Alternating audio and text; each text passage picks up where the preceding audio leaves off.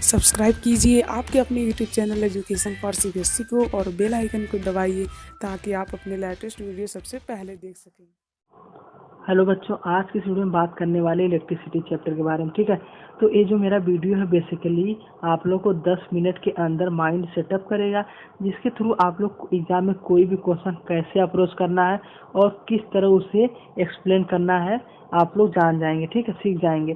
तो कुल मिला जुला कर ये वीडियो में मैं बेसिकली यही बताऊंगा कि किस तरह अप्रोच करना है और सारे कॉन्सेप्ट वो आपको क्लियर कर दूंगा। ठीक है, तो आप लोग देखना शुरू स्टार्ट करिए और चैनल को सब्सक्राइब कर लीजिए। तो सबसे पहले हम बात करते हैं कि जो हमारा जो इलेक्ट्रिसिटी है, इलेक्ट्रिसिटी बताइए आप लोग एग्जाम्पल जनरल बताइए। हाँ, आप लोग घर में जो लाइन आती है ना, मतलब लाइन कहते हैं जनरली, मतलब वहाँ पे भी इलेक्ट्रिसिटी आती है, वो भी क्या है? हाँ, वो भी एक इलेक्ट्रिसिटी का ही एक कंपोनेंट है। तो सबसे पहले हम बात करते हैं कि हमारी जो इलेक्ट्रिसिटी है एक्चुअली बेसिकली आती कैसे है। ठीक है, तो हम लोग जानते हैं कि जो हमारा इलेक्ट्रॉन फ्लो होता है, ठीक है, उसी के कारण हमारी एक इलेक्ट्रिसिटी जनरेट होती है। तो कुल मिला जुलाकर अगर कहीं पर करंट जनरेशन हो रहा तो किसके कारण होगा? इलेक्ट्रॉन के फ्लो के कारण। ठीक है, समझे कि नहीं? बिल्कुल समझे। और इस बात का हमें ध्यान रखना है कि इलेक्ट्रॉन जिधर हमारा फ्लो होगा ना, उसके जस्ट अपोजिट क्या करंट फ्लो होगा। ठीक है, मतलब अगर करंट राइट जा रहा है तो आपका इलेक्ट्रॉन किधर जाएगा? लेफ्ट जाएगा। ठीक है, इस बात का हमें ध्यान रखना। पहली बात का क्या ध्यान रखना कि हमारा जो है इलेक्ट्रिसिटी या जो हमारा करंट है किसके कारण होता है? इलेक्ट्रॉन के फ्लो के कारण, यानी इलेक्ट्रॉन जब मूव करता है तो उसके कारण होता है। दूसरा बात कि हमारा जो करंट होता है, ठीक है, वो हमेशा इलेक्ट्रॉन के फ्लो के अपोजिट होता है। ठीक है, दूसरी बात हम बात करते हैं कि इसकी एसआई यूनिट क्या होती है। अच्छा बताइए, आप लोग घर में ये सब कहते हैं कितने एम्पियर का भैया ये आपका पंखा है, कितने एम्पियर की आपकी टीवी है, कितने एम्पियर की आपकी एलईडी है। तो कुल मिला जुला कर एम्पियर ही करंट की यूनिट होती है। ठीक है, इलेक्ट्रिक करंट की यूनिट क्या होती है? एम्पियर होती है। जैसे कि हम लोग फैन में नहीं होता कि 10 एम्पियर 20 एम्पियर, तो वही आपकी एम्पियर यूनिट होती है। ठीक है, तो हमारा बात करते हैं कि वोल्टेज के बारे में। ठीक है, तो आप लोग घर में कितना वोल्टेज की आती है बताइए? हाँ, 230 वोल्टेज करंट आती है, बिल्कुल आती है। तो उसी को हम क्या कहते हैं? वोल्टेज कहते हैं। ठीक है, समझे कि नहीं? बिल्कुल समझे। तो हम वोल्टेज देखिए कैसे जनरली लेते हैं। आप लोग सेल देखे हैं? हाँ, सेल में प्लस और माइनस होता है, तो उसी से हम वोल्टेज डिफरेंस आ जाता है, तो उसी को हम वोल्टेज कहते हैं। कहते हैं कि नहीं? बिल्कुल कहते हैं। अरे रेडियो वेडियो में नहीं यूज होता था? आप लोगों के घर टीवी होगी तो टीवी के सेल में भी होता है, वहाँ पे वोल्टेज जनरेट होता है, तो वही हमारा वोल्ट होता है। किसमें नापते हैं? वोल्ट में नापते हैं। ठीक है, इसकी यूनिट तो वोल्ट ही हो गई। तो हमारा एक और टर्म आता है रेजिस्टेंस। ठीक है, क्या आता है? रेजिस्टेंस। तो रेजिस्टेंस क्या होती है? रेजिस्टेंस एक प्रॉपर्टी होती है कोई भी सब्सटेंस। जैसे पंखा की प्रॉपर्टी क्या होती है? घूमना होती है कि नहीं? मतलब पंखा की प्रॉपर्टी क्या होती है? हवा आपको देगा। ठीक है, उसी प्रकार जो हमारा रेजिस्टेंस है, ठीक है, उसकी क्या प्रॉपर्टी होती है कि इलेक्ट्रॉन अगर हमारा फ्लो हो रहा है तो उसको रोकेगा, भैया रुक जाओ रुक जाओ रुक जाओ, मतलब इलेक्ट्रॉन फ्लो हो रहा है तो उसे रोकेगा। एक तरह से फ्रिक्शनल फोर्स जानते हैं आप लोग? हाँ, वो भी अपोज करता है। तो उसी तरीके से हमारा रेजिस्टेंस भी क्या होता है? एक ऐसा कंपोनेंट होता है जो इलेक्ट्रॉन के फ्लो को रोकता है। ठीक है, तो रेजिस्टेंस हमारा क्या है? देखिए जो डिफिनेशन है, resistance is property that resist the flow of electron in the conductor. जो कंडक्टर में इलेक्ट्रॉन को रोके वही हमारा रेजिस्टेंस हो जाता है। ठीक है, यह रोकेगा। ठीक है, इलेक्ट्रॉन को रोक रहा है तो मतलब कितना करंट फ्लो होगा उसको भी, हाँ, उसको भी अफेक्ट करेगा। समझे कि नहीं? बिल्कुल समझे। समझ रहे हैं? तो इसकी एसआई यूनिट क्या होती है? उसकी एसआई यूनिट होती है ओम। इसकी एसआई यूनिट क्या होती है? ओम होती है। ठीक है, मैं अभी सारी की जितनी यूनिटें होते हैं, जितने फार्मूला हैं, सबको आपको मेमोराइज करवा दूंगा। ठीक है, डोंट वरी। तो हमारा आ गया था ओम्स लॉ। क्या होता है बताइए ओम्स लॉ? हाँ, ओम्स लॉ कहता है कि आपका जो वोल्टेज है, ठीक है, डायरेक्टली प्रोपोर्शनल टू करंट होगा। ठीक है, वोल्टेज किसके डायरेक्टली प्रोपोर्शनल होगा? करंट के। तो वही जब वोल्टेज से हम प्रोपोर्शनलिटी हटाते हैं तो रेजिस्टेंस नाम का एक कांस्टेंट ले लेते हैं और यही हमारा फार्मूला बन गया, velocity equal to R into I. ठीक है, लेकिन इस बात का हमें ध्यान रखें टेम्परेचर कांस्टेंट रहना चाहिए। देखिए लास्ट में मेंशन भी किया कि हमारा जो टेम्परेचर है हमेशा रिमेन सेम, यानी टेम्परेचर हमारा कांस्टेंट रहेगा। यह रिलेशन तभी वैलिड होगा। तो कुल मिला जुला कर क्या समझिए आप लोग? हाँ, वेलोसिटी सॉरी वोल्टेज हमारा किसके डायरेक्टली प्रोपोर्शनल होगा? करंट के। समझे कि नहीं? हाँ, ठीक है ठीक है, ये हमारा फार्मूला भी हो गया। तो हम आगे बढ़ते हैं कि हमारा जो एक रेजिस्टेंस है किस पे डिपेंड करता है? पहला डायरेक्टली लेंथ पे डिपेंड करता है, universally area of cross section पर डिपेंड करता है। ठीक है, और इस बात पर डिपेंड करता है किस मटेरियल का बना गया। ठीक है, किन दो बातों पर डिपेंड करता है? रेजिस्टेंस हमारा किस पे डिपेंड करता है आप लोग? हाँ, लेंथ पर, और दूसरा एरिया ऑफ क्रॉस सेक्शन पर, ठीक है। तो रेजिस्टेंस का फार्मूला भी था, क्या होता है, resistance equal to rho into L by A. तो इससे देखिए देखिए मैंने फार्मूला बताया था कि अगर आप लोगों को फार्मूला दे दे तो उससे कैसे रिलेशन बताए।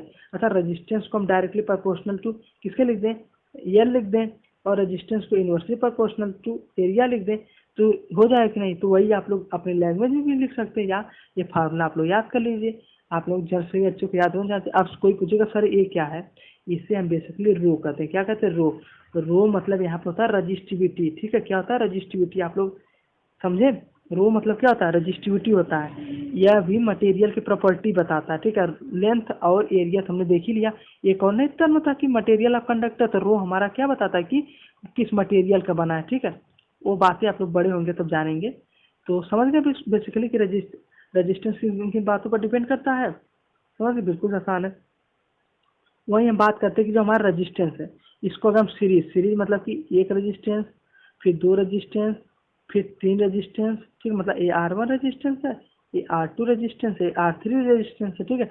तो अब कोई बता दे भैया तीनों को जोड़ दीजिए। अरे जैसे 1 + 1 + 1 जोड़ना आप लोग सीखे हैं, क्या होता है, 3 होता है। तो उसी प्रकार कोई कहते रजिस्टेंस को भी जोड़ दीजिए, तो बहुत आसान है। अगर सीरीज मतलब कि एक लाइन में लगा है, तो क्या होगा, R1 + R2 + R3, मतलब इन सबको जोड़ दीजिए। जट मतलब 10 होता है, R1 + R2 + R3 + R को 10 तक जोड़ दीजिए, सबको 10 को जोड़ दीजिए। 50 है तो 50 जोड़ दीजिए। अगर हमारा रेजिस्टेंस सीरीज में है तो हम क्या करेंगे, हाँ उसको सिंपली हम जोड़ देंगे, R1 + R2 + R3 R4, ठीक है। अगर वही हम बात करें पैरेलल में है, तो देखिए पैरेलल के लिए तो एक आसान है। पैरेलल के थोड़ा सा हमें ट्रिक करना पड़ेगा। कैसे, 1/R लिखेंगे, आर मतलब जिसका निकालना है, फिर उसके बाद 1/R1 जेट रहेगा, दैट जोड़ देंगे। जैसे एग्जांपल के थ्रू आप लोग देखो, मैं जल्दी समझा देता हूँ। जैसे एक रेजिस्टेंस है 2 एम्पियर का, एक रेजिस्टेंस है 3 एम्पियर का। बताइए, कोई पूछ दे भैया दोनों पैरेलल में कनेक्ट है, ठीक है। मतलब ऐसे ऐसे ऐसे, यहाँ पे 2 एम्पियर लगा, यहाँ पे 3 एम्पियर लगा, तो इसका आर इक्वेलेंस कैसे निकालेंगे, तो बहुत आसान। आर इक्वेलेंस हम ऐसे लिखेंगे, क्या होगा, 1/R1 + 1/R2, ठीक है। तो R1 की वैल्यू मानिए 2, आर इसकी वैल्यू 1/3, इसको तो आप लोग जोड़ ही लेंगे। कितना है बताइए, सॉरी 1/R इक्वलेंस रहेगा। यहाँ पे आएगा 6, यहाँ पे 5, तो 1/R की वैल्यू कितना आ गई, हाँ 5/6। तो R की वैल्यू कितना होगी बताइए आप लोग, हाँ 6/5 R इक्वलेंस, यानी R इक्वलेंस ऐसे लिखते हैं, मतलब कि R की टोटल वैल्यू कितना आ गई, हाँ 6/5। तो समझे। देखिए मैं एग्जांपल के थ्रू कई एग्जांपल लेके समझाया हूँ, वो वाली वीडियो आप लोग जाके देख सकते हैं। इसमें मैं आप लोग को थोड़ा सा डिक्टेट कर रहा हूँ, जिसके थ्रू आप लोग कंसेप्ट रिवाइज हो जाए, ठीक बच्चों। तो हमारा अगला है कि हमारी इलेक्ट्रिकल एनर्जी, मतलब देखिए हमने एनर्जी के बारे में पढ़ा था, हाँ एनर्जी क्या होती है कि वर्क करने की कैपेबिलिटी, ठीक है। तो उसी प्रकार हमारा कोई हमारा जैसे हमारा पंखा चल रहा है, तो उसमें देखिए एनर्जी कंज्यूम हो रही है कि नहीं, बिल्कुल हो रही है। तो उस एनर्जी को हम कैसे एक्सप्रेस करें, तो वही हमें बताया है कि work done equal to be, मतलब कि वोल्टेज इंटू करेंट, ठीक है, इंटू टाइम, कितना टाइम के लिए चल रहा है पंखा। भैया आप लोग टाइम से चलाते हैं 2 घंटा 3 घंटा 4 घंटा, तो उसी प्रकार हमारा वर्क डन का फार्मूला क्या हो गया, B × I × T हो गया, ठीक है। आप लोग घबराइए, मैं तो फार्मूला की लिस्ट अभी आप लोगों को दे रहा हूँ, ठीक है। अगला हमारा है कि पावर। पावर तो हमने देखा पावर की यूनिट क्या होती थी, वाट होती है, ठीक है। तो पावर क्या होता है, पावर की वैल्यू होता है कि B × I, मतलब जो हमारा वोल्टेज है उसको करंट से मल्टीप्लाई कर दिया, आपको पावर आ जाएगी, समझे। हाँ तो यही देखिए, जितने भी मैंने कहा बताया था ना कि फार्मूला देखिए हमें याद रहेगा, तो हम कोई भी किसी भी चीज़ का डेफिनेशन आराम से बना सकते हैं। तो वहीं ये हमारी बात आती है कि कमर्शियल यूनिट क्या होती है। जैसे कि हम लोग बच्चे देखिए, मतलब आप लोग घर में भी कभी बिजली बिल आती है, आप लोग आज ही बिजली बिल अपने देखिएगा, उस पर लिखा रहेगा 2 किलोवाट कंज्यूम हुआ, 10 किलोवाट हुआ, 20 किलोवाट हुआ, ठीक है। तो 1 किलोवाट कितना होता है, 3.6 × 10⁶ जूल, याद रख लीजिए आप लोग। 1 किलोवाट आवर कितने इक्वल होता है, 3.6 × 10⁶ जूल होता है। तो कुल मिला जुलाकर हमने देखिए सब चीज़ कवर कर ली। तो चलिए एक बार मैं आप लोगों को जल्दी से क्या फार्मूला लिखवा देता हूँ। तो सबसे पहले हमने क्या चीज़ का फार्मूला पढ़ा, बताइए आप लोग, हाँ पहले हम लोग बात किए करंट के बारे में। तो हमने क्या पढ़ा बताइए आप लोग, हाँ B = I × R, पहला फार्मूला हम लोग का था, क्या था पहला फार्मूला बताइए आप लोग, हाँ voltage equal to I into R, इसी को हम ओम्स लॉ भी कहते हैं कि नहीं कहते हैं।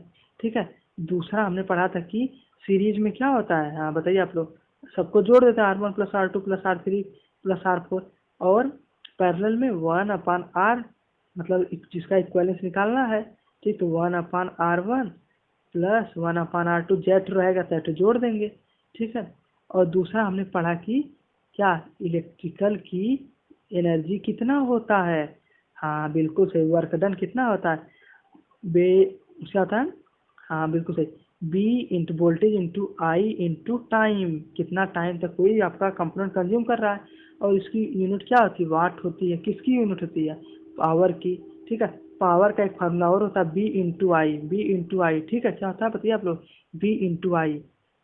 ठीक है, और लास्ट हमारा है कि हमारी कमर्शियल यूनिट की यूनिट कितने नापते हैं, किलो वाट आवर बनाते हैं। देखिए कभी कोई क्वेश्चन पूछ लेता है कि 1 मार्क्स में कि 1 किलोवाट आवर कितना होता है, बताइए आप लोग, हाँ 3.6 इंटू 10 पावर 6 जूल। तो कुल मिला जुलाकर हमने देखिए सारे फार्मूला कवर कर लिया। देखिए मैंने जो इतना लास्ट में फार्मूला लिखा है, आप लोग चाहिए तो अपने कॉपी में भी नोट कर सकते हैं। ठीक है, तो देखिए ये थोड़ा हमारा क्रैश कोर्स टाइप था, तो हमने सभी चीज़ें आपको बता दी। जिन बच्चों को कोई भी डाउट हो तो आके हमसे मिल सकता है। एक देखिए हमने फार्मूला भूल गए, resistance equal to rho into L by A. ठीक है, याद कर लीजिए आपको, resistance equal to rho into L by A. कभी देखिए इंपॉर्टेंट नहीं, लेकिन कभी कभी पूछ लेता है इस पे टाइप न्यूमेरिकल। तो आशा करता हूँ आप लोग वीडियो पसंद आया होगा। ठीक है, जितने बच्चे यहाँ तक आज आ चुके हैं, एटलीस्ट वो हमारे चैनल को सब्सक्राइब कर लें। कोई भी जिनको डाउट हो, कोई भी क्लियरेंस हो, तो आके हमें कमेंट बॉक्स में मिल सकता है। आज के लिए धन्यवाद।